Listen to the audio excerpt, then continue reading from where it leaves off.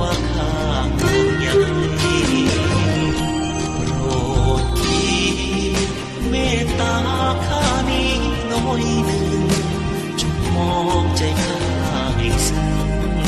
ว่าลงข้างเพียงใดคิดอยากบอกว่าหากก็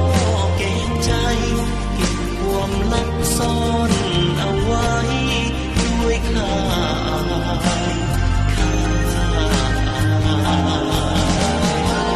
สิ้นเสียงสั่งลาน้องข้าก็หาสู่รอมนภาแสนห่วงข้าแลมองข้างน้อยใจก้มหน้าน้ำตาก็รินตรงใน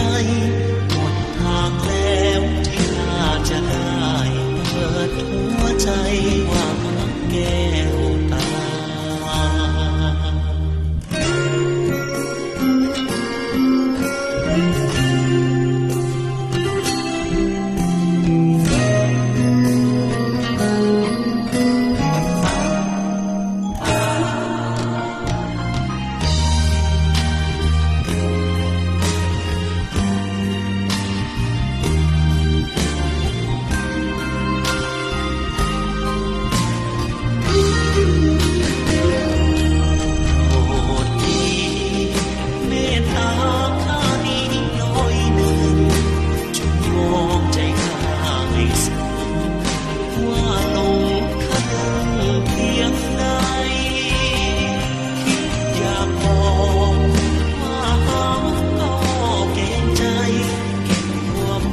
ซ่อนเอาไว้